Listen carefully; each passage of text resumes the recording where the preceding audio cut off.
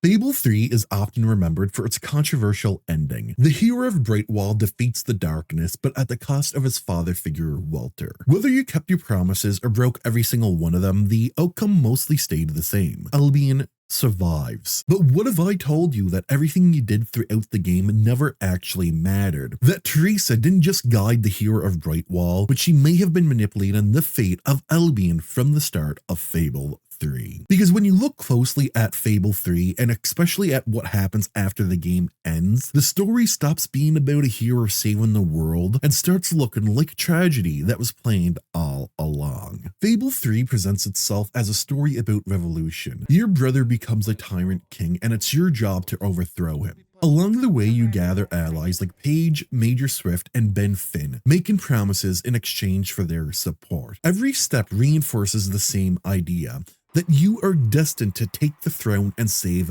Albion. And guiding you this entire time is Theresa, constantly reminding you that this is your fate. But the moment you finally win and overthrow your brother, the story does a complete 180. Logan wasn't a tyrant because he was cruel, he was a tyrant because he was trying to save Albion. Theresa had appeared to him years earlier, warning that a great darkness was coming, one that would wipe out Albion unless drastic action was taken. Every harsh law, every execution, every impossible decision he made wasn't about power, it was about survival. And then Theresa appears to you and gives you the exact same warning. Suddenly, you inherit the same impossible choices. Keep your promises and leave Albion unprepared, or become the very tyrant you just overthrew in order to save lives. Fable 3 quietly flips morality on its head. The choices that feel morally right risk Albion's destruction,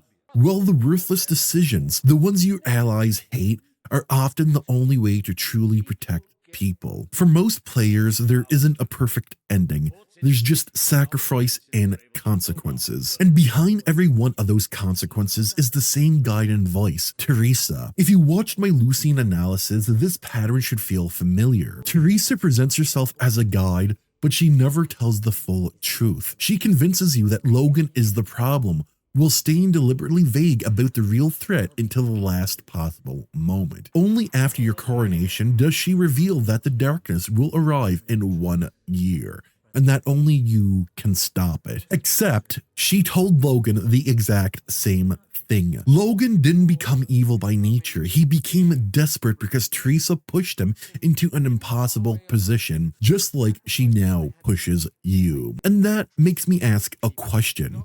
If Theresa knew Logan wasn't the true hero, why didn't she ever correct him? Logan willingly steps down once you take Bowerstone. Everything suggests that the brothers could have worked together if given the chance. But if that happened, Fable 3 would be a completely different game. Instead, Albion burns, Walter becomes possessed, and in the final confrontation, you are forced to kill the man who helped raise you. The darkness is defeated and Albion survives. And for most players, that feels like the end. But here's where things start to fall apart. Because if Fable 3 really ended here, then Theresa's actions, her manipulation of Logan, forcing a revolution, pushing you into impossible choices, would still make sense. Albion would be saved, and the sacrifices would mean something. But once you see what happens next, it becomes clear that none of this was ever a victory, and that Theresa may never have been trying to save Albion at all. Because the real ending to the Hero of Brightwall's story doesn't happen in the game, but in a book. 10 years after the events of Fable 3,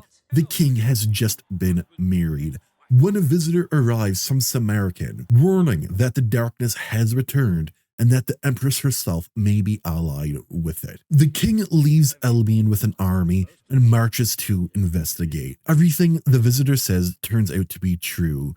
Eventually, a massive battle erupts outside of the capital.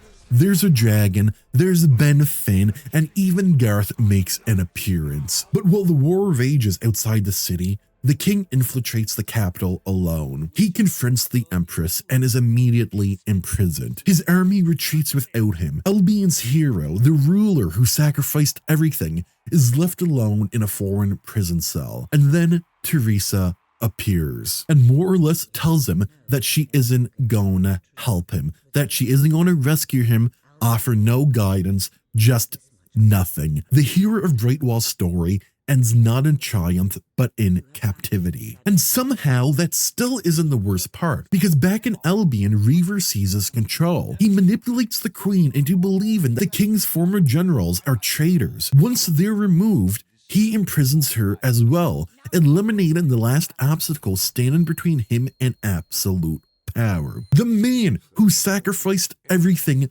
loses everything. While Reaver, a selfish, immoral, entirely self-serving man, ends up thriving. Edge of the World completely reframes Fable 3, because if this is the canon ending, then nothing you did actually saved Albion, nothing mattered. The darkness wasn't truly stopped, peace was temporary, and the hero's sacrifices ultimately meant nothing. Theresa never helps the imprisoned king escape. Instead, she tells him not to worry, that others will rise to fight the darkness, and that the age of heroes being born is ending. But they are now entering an age where heroes must be made. Theresa is a seer. She sees possible futures, which means it's entirely possible she knew this outcome. You are not chosen to defeat the darkness, you were just chosen to buy time. Theresa manipulated you just like she manipulated Logan. Because the choices in Fable 3 don't create lasting peace, they just create the illusion of it. The game's original ending, controversial as it was, at least gave players closure. The enemy was defeated, Albion was safe, the story felt complete. But Edge of the World takes that closure away. Instead of a heroic conclusion, the Hero of Brightwall fades into obscurity, rotting in a prison cell while the world moves on without him. There is no final stand, there is no ultimate sacrifice, just silence. And maybe that's the real tragedy of Fable 3. Not that the ending was controversial, but that the hero never truly won at all.